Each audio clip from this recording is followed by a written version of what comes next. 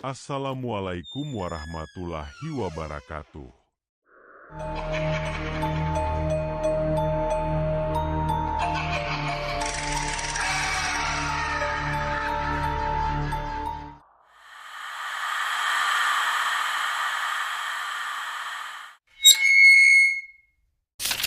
Desa Yabaroma, pagi hari.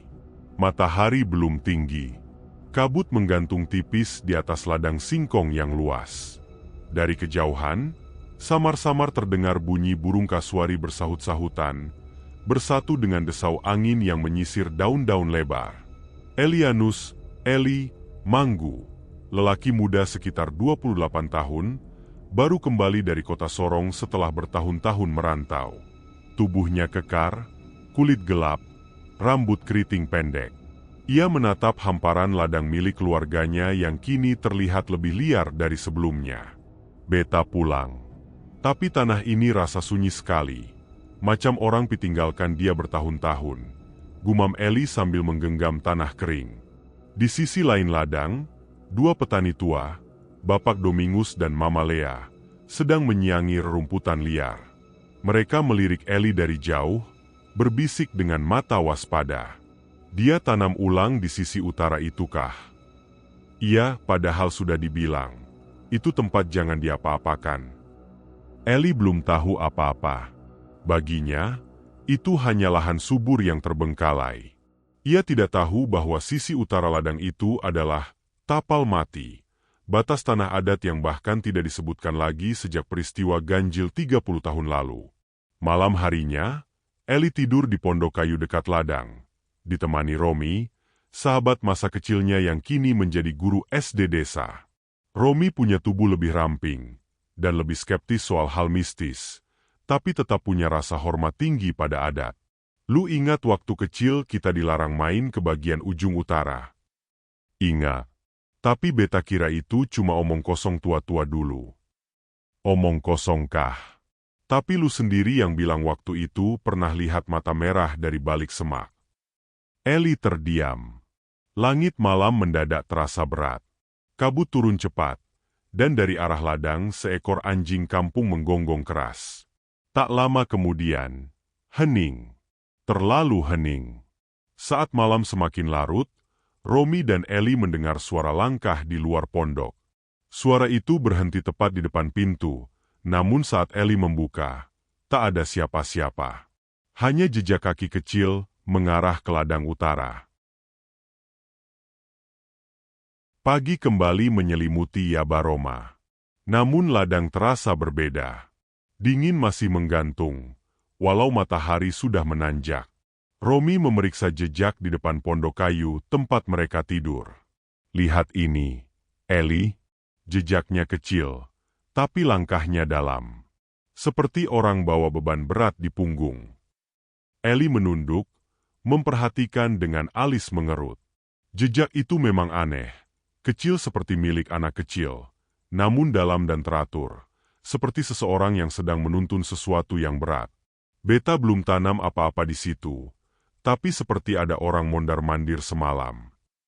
Mereka mengikuti jejak itu sampai ke batas ladang, tepat di sisi utara yang dikenal oleh para tetua sebagai Lafowami, wilayah larangan yang dulu diyakini sebagai tempat pertapaan leluhur dan pembuangan roh sesat. Di tengah semak-semak, Eli menemukan tali merah yang tergantung di ranting, lusuh dan hampir membusuk. Ini, kain adat untuk ikat keranda. Tapi kenapa bisa ada di sini? Kalau itu benar, berarti ini bukan sekadar ladang kosong. Eli. Sore harinya, Eli mengunjungi Mama Lea, wanita tua yang dikenal sebagai penjaga ingatan kampung. Ia tinggal sendirian di rumah panggung tua dekat mata air. Mama, beta cuma mau tanya, kenapa orang tidak pernah tanam di bagian Lafowami?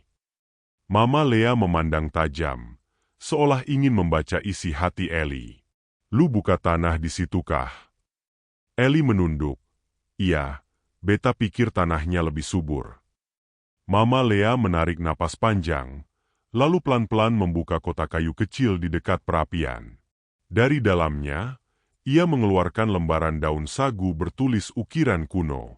Itu tanah tempat arwah yang dulu ditanam tidak sempurna. Waktu perang saudara, banyak orang mati tanpa adat.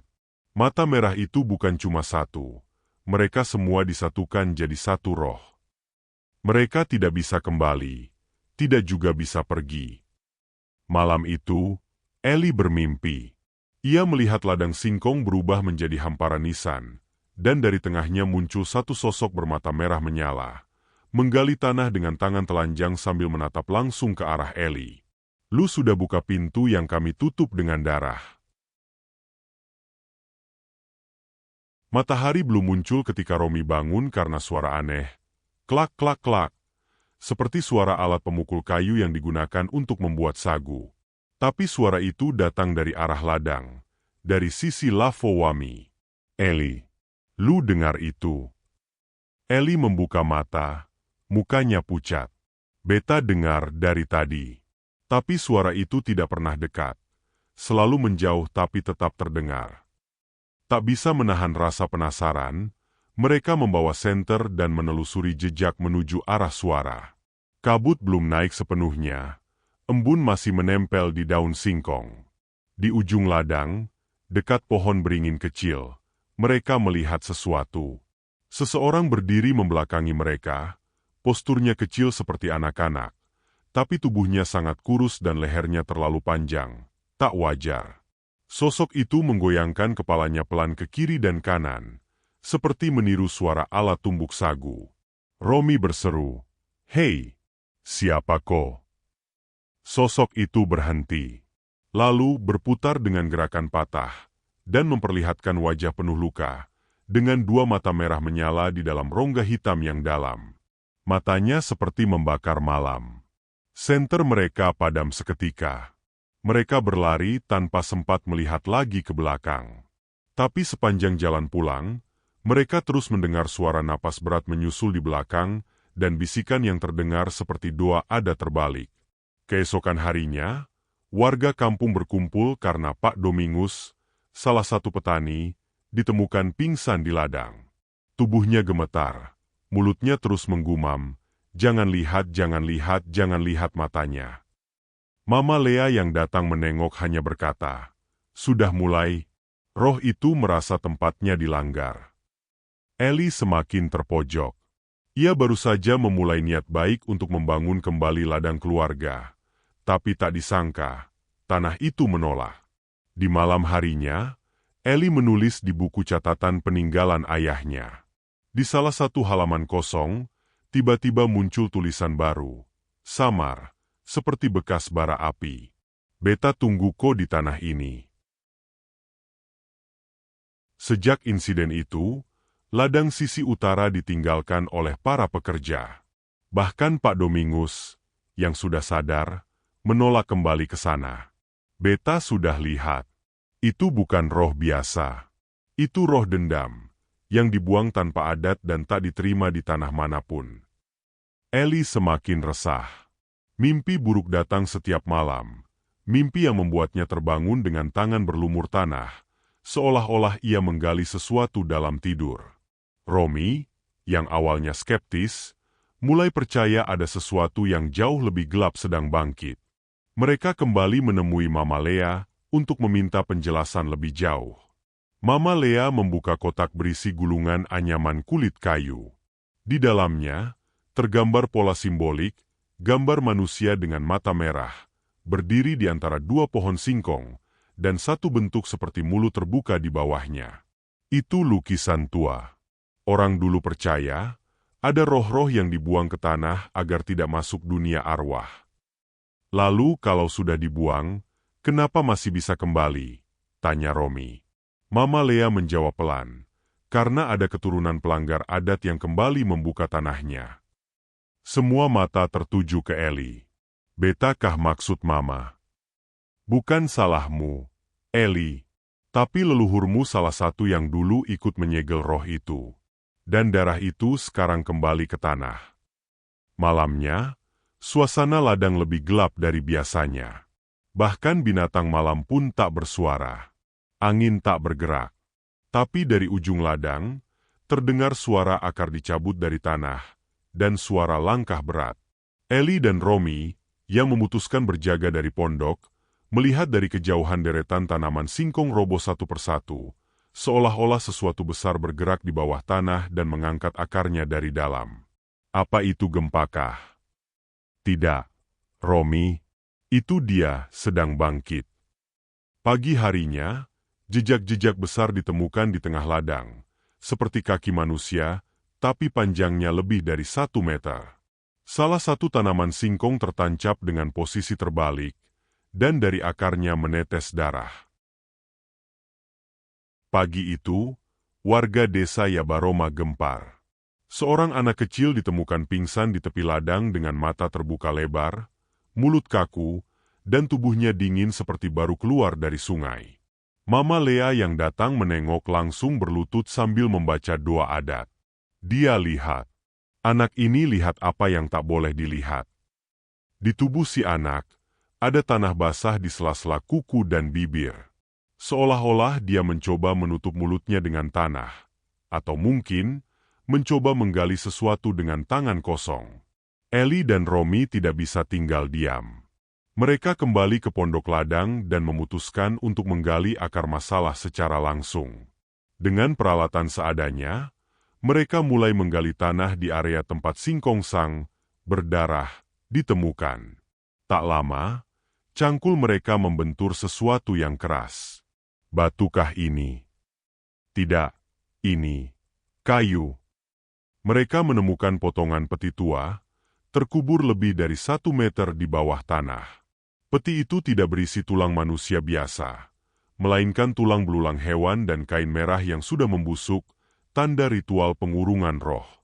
Ini bukan kuburan biasa. Ini tempat segel. Saat Romi menyentuh kain itu, ia langsung muntah darah dan matanya berkunang. Eli buru-buru menariknya keluar. Malam harinya, Eli memutuskan membaca catatan harian mendiang ayahnya, yang dulu juga petani. Di halaman belakang buku itu, ia menemukan potongan kalimat. Jika suatu hari roh merah bangkit kembali, darah keturunan yang pernah menyegel harus memberi dirinya untuk menutup kembali lubangnya. Jangan biarkan dia menghirup udara malam ketiga. Hari ini malam kedua, bisik Eli dengan suara gemetar. Dari dalam hutan belakang ladang, suara-suara anak kecil tertawa mulai terdengar, diikuti suara berat dan parau yang berkata, "Udara malam ketiga sudah dekat. Beta akan hirup sampai paru-parumu pecah." Langit sore itu tak seperti biasanya. Awan hitam bergulung, bukan dari arah laut, tapi dari arah hutan belakang ladang. Petir menyambar tanpa suara, dan suhu udara terasa aneh, dingin dan lembab, seperti liang kubur. Eli duduk diam di pondok, memandangi potongan peti dan kain merah yang kini ia bungkus rapat. Di luar, burung-burung tidak berkicau, dan bahkan anjing-anjing kampung tidak menggonggong. Semuanya diam, seperti menanti sesuatu. "Romi, kalau beta memang harus jadi tumbal, beta mau tahu sekarang. Jangan bikin semua orang kampung mati karena beta." Romi, yang matanya masih sembab setelah muntah darah malam sebelumnya, menjawab pelan. "Bukan begitu, Eli. Ini bukan tentang tumbal. Ini tentang memperbaiki kesalahan masa lalu. Kita harus kunci dia, bukan menyerah padanya." Mama Lea datang sebelum malam turun, membawa sesuatu yang tidak mereka duga. Sebuah kendi tanah liat tua, disegel dengan simpul ijuk dan daun gaharu. Ini tempat roh dulu dikurung, sebelum disebar ke 4 penjuru ladang. Tapi waktu itu, seseorang, mungkin dari darah kalian, buka segel ini, dan roh itu jadi liar. Sekarang kau yang harus kembalikan dia. Ia memberikan kendi itu pada Eli, lalu menatap tajam ke mata sang pemuda. Tapi ingat, roh itu akan coba masuk lewat rasa kasihan, lewat wajah orang yang kau sayang, dan lewat luka yang belum kau maafkan. Malam pun turun. Langit seperti perut bumi yang terbalik. Angin bertiup ke arah berlawanan. Kabut merah mulai menjalar dari arah Lavowami, dan api kecil di pondok menyala sendiri tanpa disulut. Tiba-tiba, muncul siluet seorang pria, berdiri di pinggir ladang, persis seperti almarhum ayah Eli. Eli, anak Bapa, kau jaga ladang baik sekali. Sekarang sudah waktunya Bapa bantu kau. Eli hampir percaya. Air matanya mengalir. Tapi kemudian ia ingat kata Mama Lea. Dia akan masuk lewat wajah yang kau sayang. Dan ketika sosok itu melangkah ke cahaya api, mata merahnya menyala.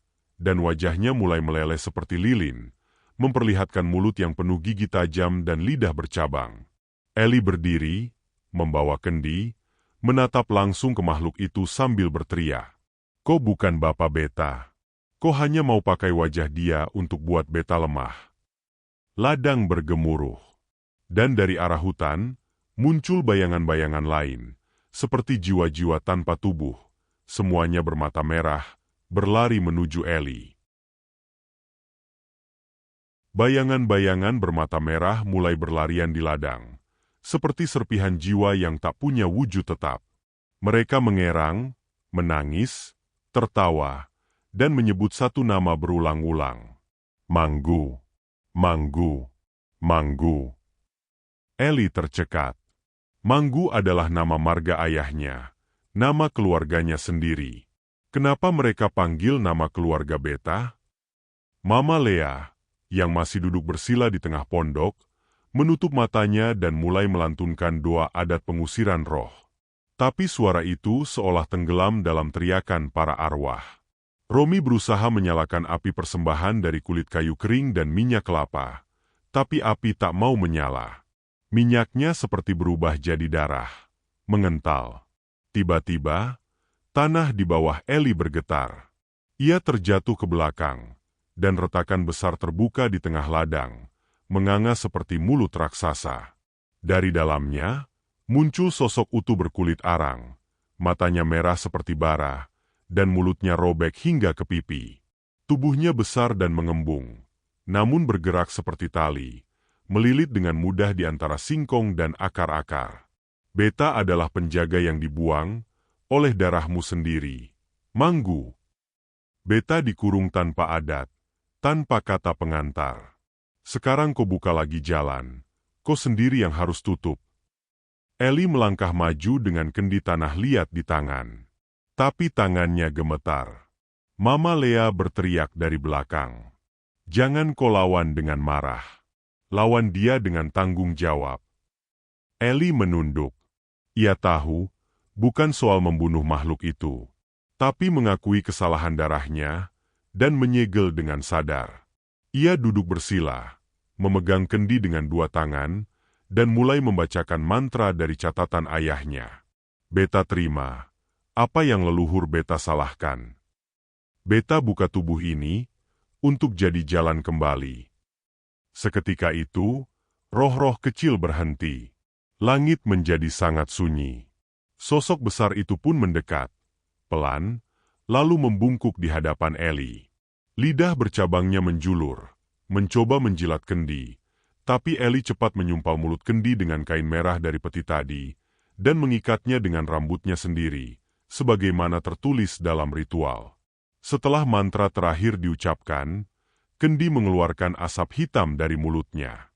Sosok besar itu berteriak seperti manusia dibakar hidup-hidup, lalu menghilang ke dalam kendi, bersamaan dengan semua arwah yang lain. Tanah menutup kembali. Tapi, kendi itu panas sekali, hingga membakar telapak tangan Eli. Masih ada satu roh yang belum masuk, kata Mama Lea pelan.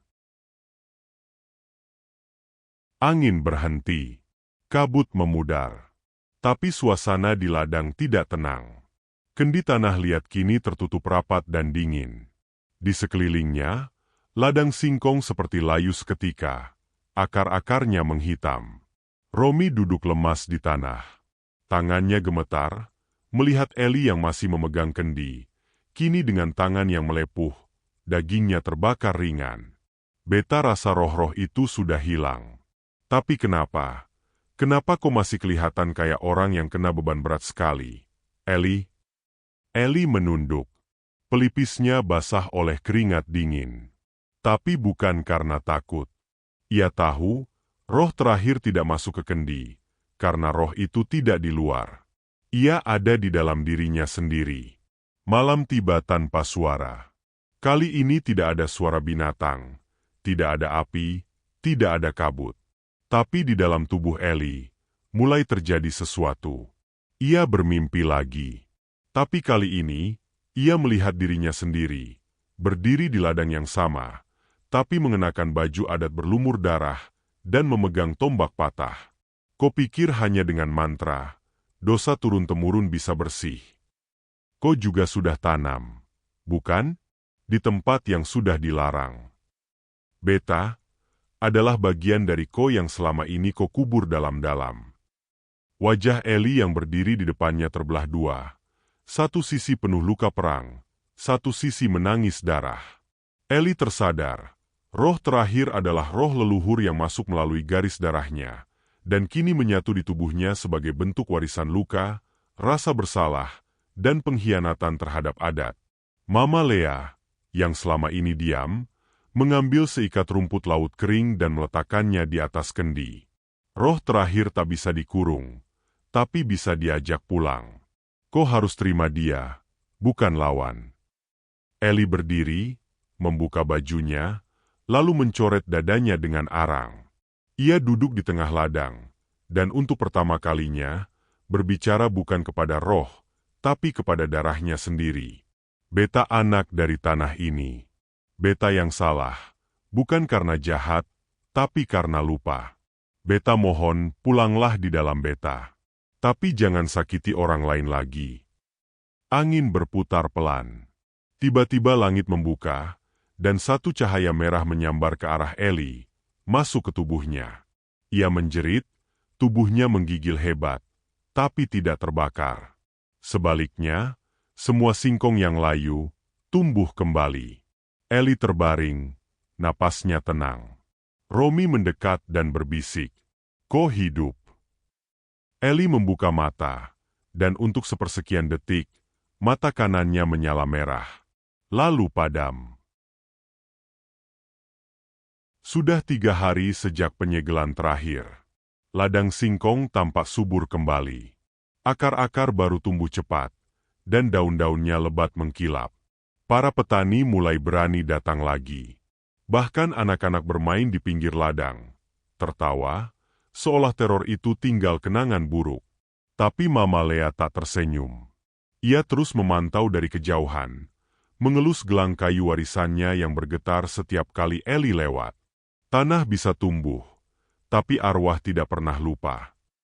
Romi, yang kini lebih sering bersama Eli, mulai merasa perubahan pada sahabatnya itu. Kau sekarang suka diam. Kau juga jarang makan. Pernah kau sadar, semalam kau bicara sendiri. Eli tersenyum, tapi bukan senyum hangat seperti dulu. Senyumnya tipis, datar, dan kosong. Mungkin beta cuma dengar suara dalam mimpi. Tapi malam itu, Romi mendengar Eli menggumamkan mantra kuno dalam bahasa adat, bahasa yang bahkan Mama Lea sudah lupa artinya. Dan yang membuat Romi merinding. Eli tidak membuka mulutnya ketika suara itu keluar. Di kampung, kejadian ganjil mulai terjadi lagi, bukan di ladang, tapi di rumah-rumah warga. Lampu-lampu padam serentak, ayam-ayam mati dengan mata terbuka, dan 2 bayi tiba-tiba menangis tanpa suara selama semalam suntuk. Pak Domingus, yang trauma sejak kejadian pertama, datang ke Eli dengan marah. "Kau bilang semua sudah selesai, tapi kenapa sekarang makin buruk?" Roh itu belum pulang. Eli. Eli berdiri pelan dari beranda rumah. Tatapannya dalam, suaranya rendah.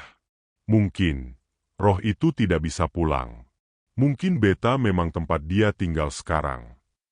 Malam harinya, Romi mengintip ke dalam kamar Eli dan melihat Eli duduk bersila, menghadap dinding penuh coretan tanah. Di depannya ada kendi yang kini pecah separuh, dan dari dalamnya keluar asap merah samar. Di luar rumah, anjing-anjing menggonggong ke arah Eli, tapi tak berani mendekat. Ketika Romi berbalik hendak keluar, ia melihat bayangannya sendiri di cermin kecil gantung. Tapi bayangan itu tersenyum padanya. Dan mata bayangan itu merah. Langit Yabaroma berubah murung. Kabut yang dulu hanya datang di pagi hari kini menggantung sepanjang waktu, dan bayangan di tanah bergerak tanpa arah cahaya. Warga mulai takut keluar rumah saat senja. Bahkan bunyi-bunyi kampung, kentongan, ayam, cengkerik, semuanya lenyap. Desa hidup dalam diam yang mencekam. Romi memutuskan menghadapi Eli langsung. Ia datang ke ladang, di mana Eli kini sering duduk sendirian, menghadap ke utara, ke arah Lavowami. Eli, dengar beta. Ko bukan lagi ko yang dulu. Beta lihat sorot mata ko, itu bukan cuma luka. Itu lubang. Eli menoleh perlahan. Sorot matanya kosong. Satu matanya merah padam. Satu lagi menghitam seperti tak berisi. Ko pikir ini cuma tentang roh? Ini tentang tempat. Ini tentang nama keluarga beta, yang pernah menanam tubuh, tapi lupa tanam jiwa. Eli lalu menunjuk ladang, yang kini dipenuhi tanaman singkong berwarna merah darah. Daunnya menjuntai seperti tangan manusia, dan akar-akarnya menggeliat sendiri, perlahan-lahan bergerak. Ini bukan ladang lagi, Romi. Ini kuburan. Dan nama keluarga beta tertulis di atasnya. Mama Lea, yang selama ini berusaha bertahan dengan doa, akhirnya jatuh sakit. Ia meminta Romi datang. Dengan napas yang mulai pendek, ia berkata, waktu Eli jadi wadah, roh tidak sepenuhnya masuk. Dia bukan kerasukan, tapi dia dan roh itu sudah gabung.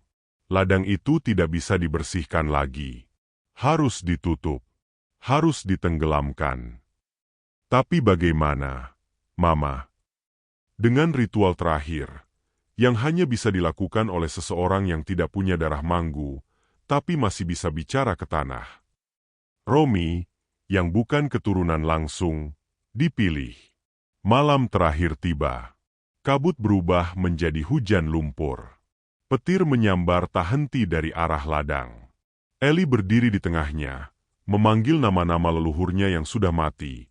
Suaranya menggelegar, tapi dari dua arah sekaligus, seolah ada dua Eli bicara bersamaan dari tubuh yang sama. Beta serahkan semua. Beta jadi pintu. Beta jadi tanah. Beta jadi tubuh baru untuk semua roh yang tak punya rumah. Romi membawa abu dari kendi yang pecah, mencampurnya dengan air mata Mama Lea, dan menggambar segitiga tanah di sekeliling ladang, simbol kuno untuk menutup lidah bumi. Saat ia menyelesaikan lingkaran terakhir, tanah mulai runtuh. Ladang Lavowami membelah seperti mulut, dan semua pohon singkong berdarah tercabut dan terseret ke dalam. Termasuk Eli. Romi berteriak, Eli, kau masih bisa balik. Tapi Eli menoleh hanya sekali. Ia tersenyum, senyum yang tenang, dan melompat ke dalam retakan tanah. Suara gemuruh berhenti. Ladang menutup sendiri. Pagi harinya, Lavowami menjadi tanah rata. Tak ada satupun tanaman tumbuh. Tapi seekor burung hitam kecil duduk di tengahnya, memandangi langit. Romi berjalan perlahan, dan menemukan sepotong kain merah tertancap di tanah. Sudah seminggu sejak Eli menghilang di telan tanah. Desa Yabaroma seperti baru bangun dari tidur panjang. Hujan lumpur berhenti. Burung-burung kembali bersuara. Tapi satu hal tetap tak berubah. Tanah Lavowami tidak lagi ditanami. Tidak akan pernah. Romi, kini tinggal sendirian di pondok kayu ladang. Ia tidak mau kembali ke rumah. Di sana terlalu banyak kenangan.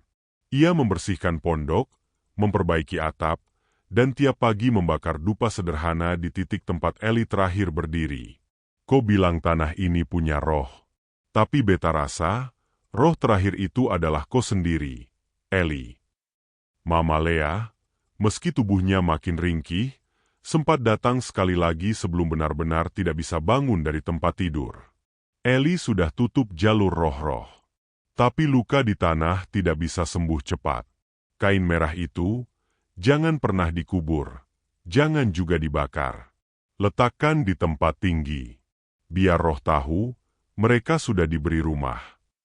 Kain merah yang ditemukan Romi kini digantung di puncak tiang bambu, tepat di sisi ladang, berkibar diam, tapi seperti menjaga. Suatu malam, Romi bermimpi. Tapi ini bukan mimpi buruk. Ia melihat ladang singkong lama, sebelum Lafo Wami ada. Ia melihat anak kecil berlari-lari, wajahnya hitam, matanya bersih. Ia melihat Eli berdiri di bawah pohon, mengenakan baju adat, tersenyum, tanpa mata merah. Beta tidak kemana-mana, Rom. Beta cuma pulang ke dalam darah tanah. Kalau suatu hari ada orang yang langgar lagi, jangan lawan dengan marah. Lawan dengan ingatan. Romi terbangun dengan mata basah. Romi memegang buku catatan ayah Eli. Ia mulai menulis halaman baru. Tanah bisa dibuka, tapi luka tidak selalu harus sembuh. Kadang cukup dikenang, agar tidak terulang. Hari-hari berlalu. Desa Yabaroma kembali hidup seperti biasa. Tapi tak satu pun warga berani mendekat ke arah Lafo Wami. Bahkan anak-anak yang tak tahu cerita pun dilarang bermain ke arah timur ladang. Meski alasan sebenarnya tidak pernah disebut dengan gamblang. Tiang bambu dengan kain merah kini dianggap simbol penjaga desa. Tiap malam Jumat, warga menyalakan pelita di sekitar tiang itu dan meninggalkan sedikit nasi dan daun sirih di bawahnya. Romi mencoba kembali hidup sebagai petani. Tapi bukan di ladang Eli. Ia membuka lahan baru di sisi barat, dibantu oleh beberapa pemuda kampung. Namun tetap saja, hati dan kakinya sering kembali ke pondok lama. Ia kini mencatat semuanya, bukan hanya kejadian, tapi perasaan, mimpi, suara angin, dan bisikan malam yang samar. Beta tulis semua ini, biar nanti, kalau ada orang yang lupa, bisa ingat lagi. Suatu malam, ketika hujan turun pelan dan angin bertiup dari arah laut, Romi mendengar suara dari tanah. Pelan. Tidak menakutkan, tapi penuh luka. Bukan roh, bukan manusia, tapi sesuatu di antara dua itu. Ia duduk di bawah tiang bambu, mendekatkan telinganya ke tanah lembab. Dan suara itu terdengar lagi. Beta masih di sini, tapi sekarang beta bukan untuk menakut-nakuti. Beta jaga, dari dalam. Romi tersenyum. Ia tahu suara itu. Suara Eli, kini bukan lagi roh liar, tapi penjaga sunyi yang hanya bicara pada mereka yang masih ingat. Mama Lea wafat 2 hari kemudian. Ia dimakamkan dengan adat lengkap, dan kain merah kecil juga diselipkan di dalam pusara, sebagai penghubung dengan roh yang dijaga oleh Eli. Di malam tahlilan, bambu di Lafo Wami bergoyang sendiri, walau tak ada angin. Beberapa warga bersumpah mendengar suara Eli membaca doa dari arah sana. Dalam catatan harian Romi, ia menulis, "Kalau roh bisa jaga tanah, maka manusia bisa jaga ingatan." Karena kadang, yang paling menyeramkan bukan yang tak terlihat, tapi yang dilupakan. Musim panen pertama sejak Lafo Wami ditutup akhirnya tiba. Ladang-ladang baru di sisi barat mulai menghasilkan daun-daun hijau, umbi-umbi sehat. Warga bersyukur, tapi juga berdoa lebih lama dari biasanya. Tak ada yang berani mengucap nama Lafo Wami keras-keras. Mereka hanya menyebutnya tempat yang sudah dibayar. Di sekolah dasar Yabaroma, seorang guru meminta murid-murid menulis cerita tentang pahlawan desa. Anak-anak menulis tentang nelayan, petani, dan satu anak, namanya Tofi, menulis tentang Om Eli, yang menjaga roh jahat supaya tidak keluar dari singkong. Guru-guru awalnya tertawa, tapi ketika membaca kalimat terakhir tulisan Tofi, Om Eli tidak pergi ke surga. Dia ke tanah, karena dia sayang tanah lebih dari langit. Semua ruang kelas hening. Romi, kini lebih dewasa dan matang, diminta menjadi ketua kelompok adat muda, menggantikan Mama Lea. Ia menolak jabatan resmi. Tapi ia bersedia menjaga buku catatan adat, dan setiap bulan, ia membaca ulang kisah Eli kepada generasi baru. Biar tidak ada yang tanam singkong di tempat yang salah lagi. Biar tidak ada roh yang dibuang tanpa upacara. Biar tidak ada yang lupa kalau tanah juga punya ingatan. Suatu sore, anak-anak kecil bermain di ladang tua yang kini ditumbuhi rumput liar. Tiba-tiba angin bertiup lembut, dan kain merah di tiang bambu berkibar sendiri. Salah satu anak menunjuk dan berkata, "Lihat, dia senang. Kita datang bukan untuk ganggu." Malam itu, Romi memimpikan Eli lagi. Tapi kali ini, Eli tidak sendiri. Di belakangnya berdiri bayangan-bayangan orang tua, mengenakan pakaian adat, membawa panah dan tombak. Mata mereka tidak merah, melainkan tenang dan hitam dalam. Eli berkata, "Beta bukan sendirian lagi. Beta sudah jadi bagian dari semua.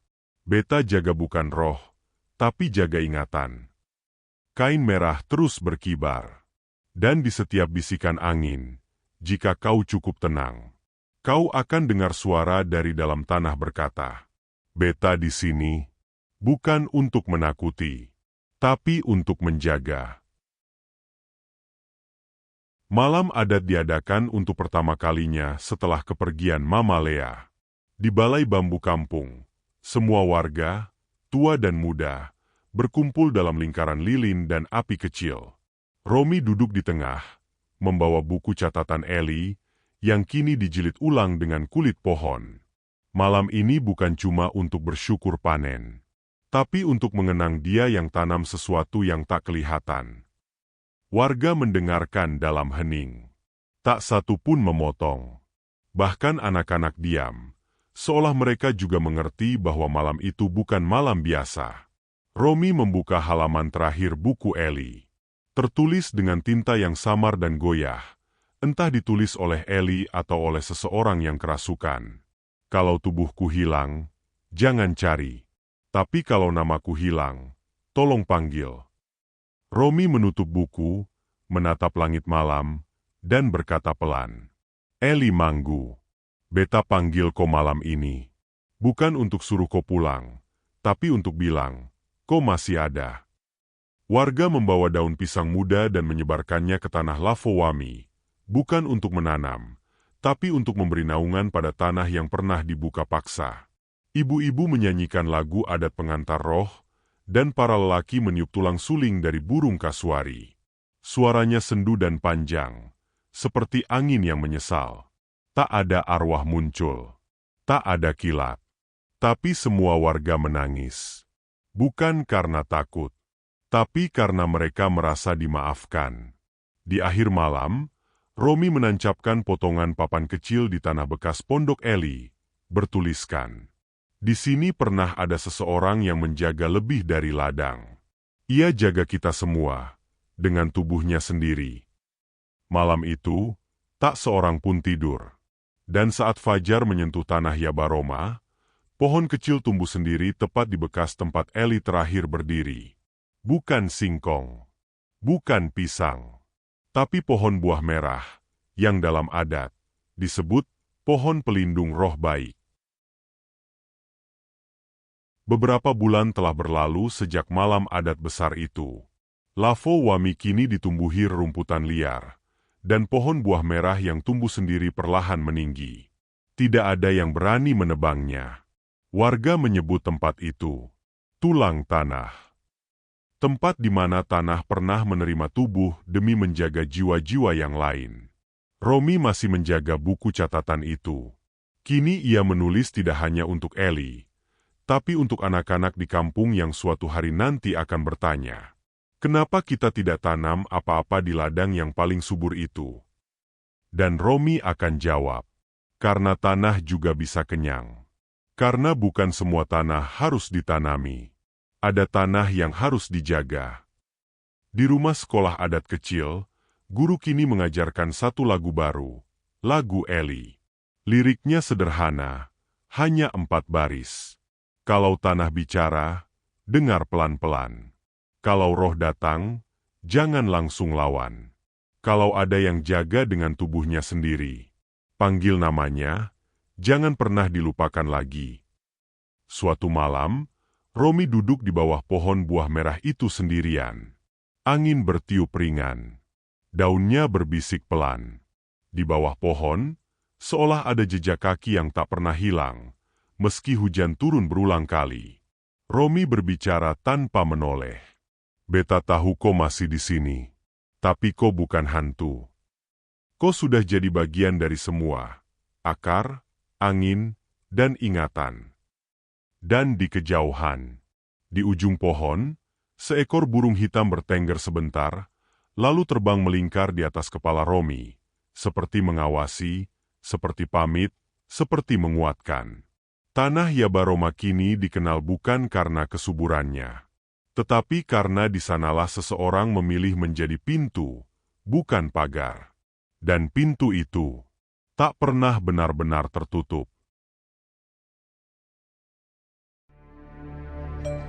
Terima kasih sudah menyaksikan kisah ini sampai akhir.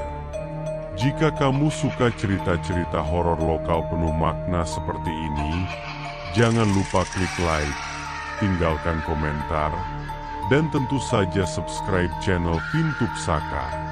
Karena setiap tanah punya cerita, dan disinilah kita dengar bisikannya. Sampai jumpa di kisah berikutnya. Jangan lupa tutup pintu, tapi jangan kunci rapat.